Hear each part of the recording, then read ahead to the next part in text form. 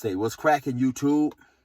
It's your boy 16 to life, and I'm back like I'm on a parole violation. Yard down!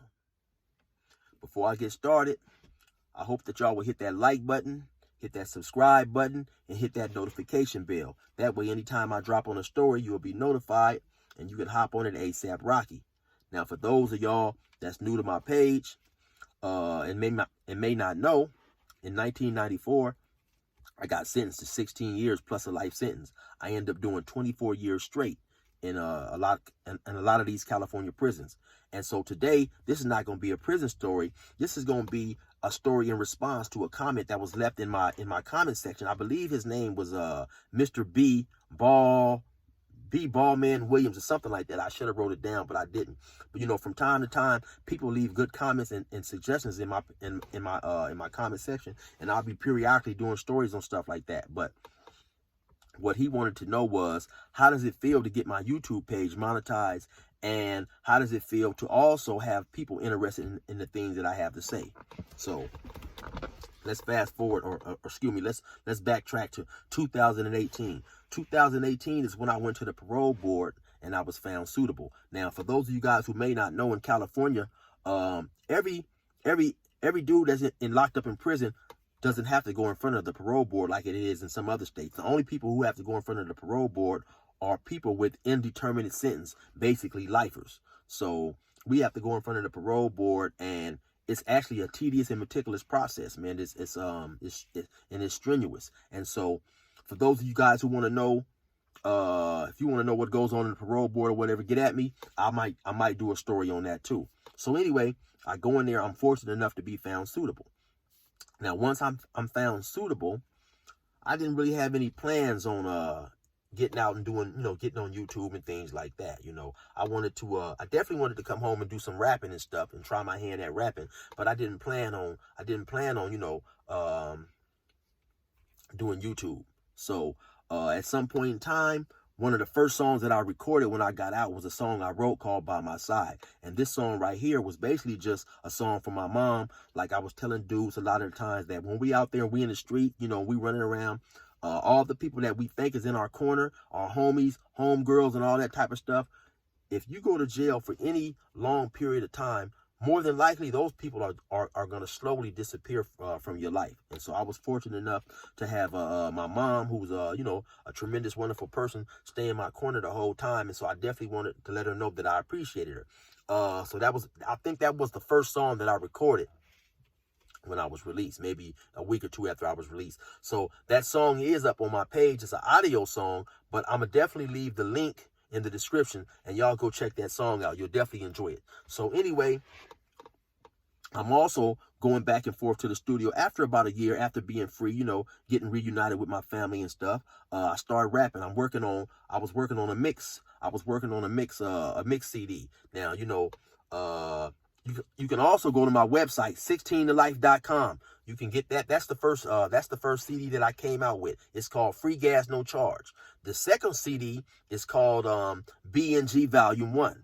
That's the song. That's the one with no therapy on the song. But now, my whole thing was, I know a lot of people were telling me, well, hey, man, put your music on streaming and this and that. But, to keep it real, getting out, being unheard of, while you got 10 billion people trying to rap, I didn't see no point of buying these original beats, uploading my beats to uploading my music to Spotify and these other major platforms when I was unheard of. So my whole plan was to try to develop me a little following, though I didn't know how.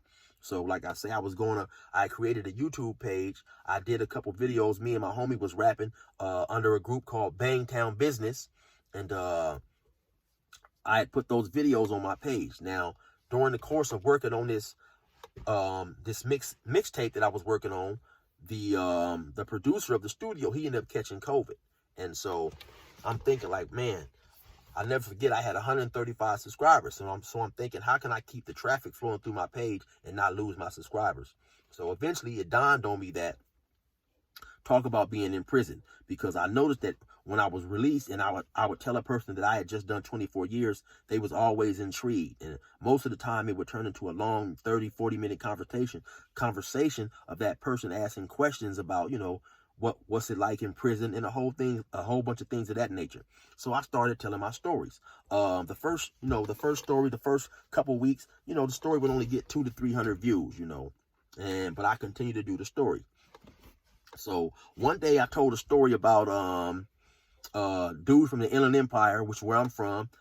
We got into a riot in Ironwood with the Bloods. So I put the story up. I came back a few hours later to check and see how it was doing. And the story had already done like maybe about 1,300 views.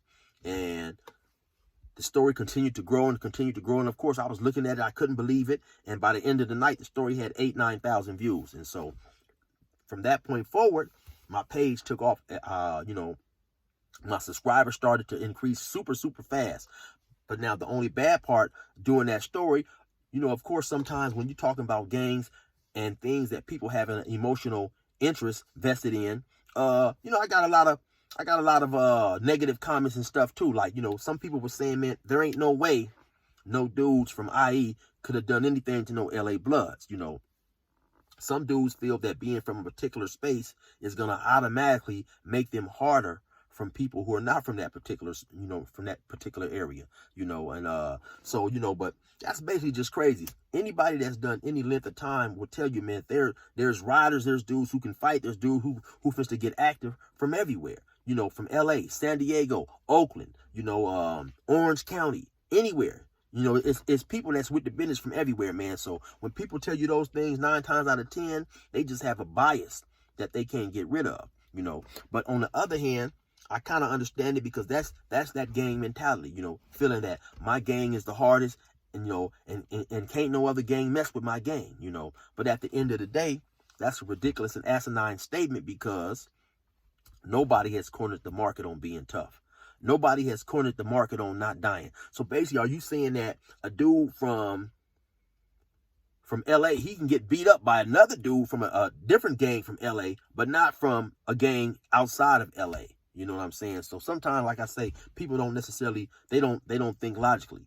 But anyway, fast forward, I continue to do these stories, and these stories started, getting more popularity. I never forget my buddy at the time. I had about 200 or 300 views, by the name of David Williams, a dude who I grew up with. He told me, yeah, man, just continue to do the stories. He said at some point in time, you can get monetized.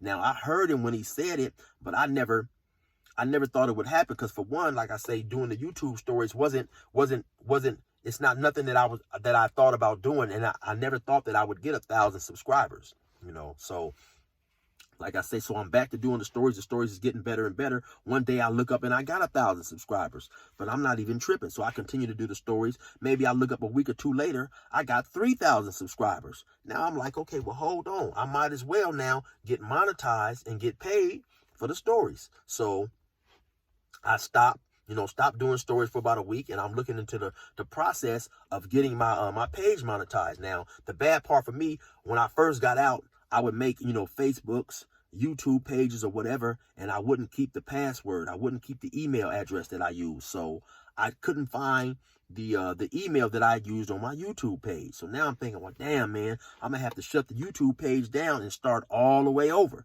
So I end up getting a hold of a buddy who was kind of tech savvy, and he helped me figure all that stuff out. Come to find out, I had been getting notifications from YouTube, because, of course, when I made the page, I had used a different email address. And so he helped me get my page monetized and helped me get started. And so then that was cool. Now my page is monetized. I'm back to telling stories. My numbers is increasing, man, rapidly. According to YouTube, it takes a whole year to get 1,000 subscribers. Well, in about 5 months time, I'm at 30,000 subscribers, and I definitely appreciate everybody who subscribed and supported my page. In 1 month alone, I got 18,000 subscribers in 1 month. So that was definitely something cool. Definitely something that I didn't expect. And so, like I say, I never planned on being a YouTuber. And so I remember the first time a dude did an interview. And shout outs to PNG News Media. That's the guy who interviewed me. And he said, yeah, we got Chilled on here. He's from California. He's a YouTuber. And it sounded strange to be referred to as a YouTuber. But then once I thought about it, I thought, well, you know what? yeah, shit, I guess I am a YouTuber, you know. And so you know, that was cool. And I continue to do my stories. They continue to grow and grow and grow. I never forget one night I'm out chilling. I'm actually going to Wingstop. I'm sitting in the car and it flashes on my screen that another guy who does prison stories, and I definitely want y'all to check him out. His name is Saint Laz. That's STLAZ. He's up out of New York, and he got some fire stories, man, about Rikers Island, and just a whole bunch of stuff, you know. But it flashed across my screen that he had shouted me out in one of his stories. And to keep it real, you know, I like that. I was like, damn, I couldn't believe it, because I watched him then, and I still watch him to this day. So for him to acknowledge me on his page, to me, that was real cool, you know. And also Kev Mack. I've been a big fan of Kev Mack long before I started doing the YouTube stories, you know. And so he has shouted me out on his page too. So, you know, that's what's up, man. And now my boy, Banky Pound, you know. Banky Pound is a dude who's done about 33 years out there in the Virginia prison system. And, you know, and so eventually me and him are definitely going to put a collaboration together. He's going to interview me for his show. I'm going to interview him for my show, you know. So that's going to be something to watch too. So, you know, yeah, but so now also I get a lot of comments in my page, and sometimes I even get dudes to ask me to call, and I'll talk, you know, I've talked to a quite number of young people, you know, who told me that just hearing about my story and my situation has definitely made them rethink, you know, being in the streets, which was cool, because like I say, I never realized that my story and the things that I have went through, how it resonates with a lot of people, and it helps them to see that this is not a life that they want to live, you know. So I would just like to say that for all the people who come on my page talking about I'm glorifying prison and I'm you know, I'm making prison seem cool, that's definitely not my intentions. You know, I just come on here, I tell the things that I saw, I tell the things that I done, I tell the things that I experienced, and I tell it in a way that's kind of humorous, and I'm just trying to be authentic with it and keep it like I saw it. And I think that's what sometimes will you know, pull people into me and make them want to subscribe to my page. So I definitely appreciate everybody out there that's subscribed to my page, that's supported my channel one way or another, whether it was just watching the stories that I do, buying my merchandise. You can go to my website, which is 16tolife.com. You know, I got t-shirts on there, I got my music on there, things of that nature. You know, for people who just, you know, show up on when I go live, hit me with the super chat, all that type of stuff, man. I deeply appreciate it, because like I say, none of this was anticipated, you know. I'm gonna definitely continue to hit y'all with this real rap though. You know, that was the whole thing behind me creating a YouTube page from the get-go, you know, because to me, I'm from a certain era of rap, and I like a certain kind of rap. And while I'm not saying nothing negative about a lot of the rap out today, I don't listen to a whole lot of that stuff. You know, I like things with lyrics, things with substance. So if you like hip hop like that, you definitely might want to check out my my merchandise, my website, 16tolife.com, and purchase you a CD or two, man. I really get busy on the mic. And like I say, I'm gonna definitely leave a link in the description for the song By My Side. I want y'all to check that out, and check out some other songs that I got up there as well, man. So, you know, at the end of the day though, it's definitely nice to realize that people are interested in some of the things that I have to say. You know, a lot of these young dudes get on here like, hey, what's up, Unc? And what's up, OG? And to me, that was a trip, because I never felt old, you know what I'm saying? I still feel pretty much the way I did when I first went to prison. While I know that's not true, I'm not that young no more. So I just didn't know that people looked at me in that type of way, you know. But it's cool to go out, man, and sometimes people holler, 16 to life, hey, what's going on, man? I appreciate your stories and all that type of stuff. So of course, all that type of stuff is real good, man. And so it's definitely cool that people will want to hear the things that I have to say. Like I say, I get a lot of requests, you know, and I've spoke to a lot of young dudes who say, hey, OG, can you give me a call? Can I talk to you about a few things? And so, you know, that these dudes are willing, who don't even know me, but they're willing to listen, and they ask my advice and want my opinion on certain things. You know, that's a lot, you know. So I definitely feel I feel good about being able to deter some dudes from making the same mistakes that I made, you know, because these streets ain't for play.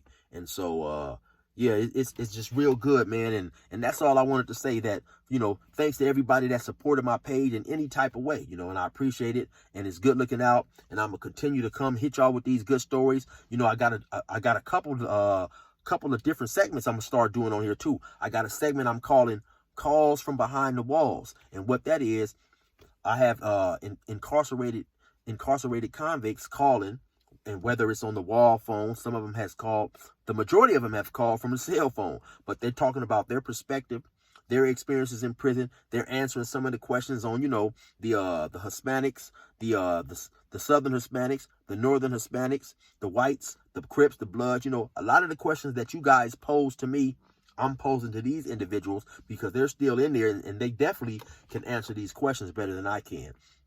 Then I've also got a story, a segment that I'm doing called I Told It, They Lived It. And what I'm doing is I'm interviewing dudes who I've told actual stories about, and I'm having them come on here and tell the stories in their own words. So y'all definitely be sure to stay rocking with your boy, man. And I got another rap video I'm gonna be dropping and hitting y'all with pretty soon. So y'all just give us a minute to get that edited and get that up, man. You know, because like I say, that was my main goal initially from the gate, man, to get this rap on, you know, and have y'all realize that, you know, that just because a brother's up in age or whatever y'all want to say, because I ain't no youngster, I still get busy on that mic, and we still need this real hip-hop, you know what I'm saying? So y'all already know what time it is, man. That's your boy, man. I'm out of here. Y'all stay safe. I'm gone. Oh, yeah. Resume normal program.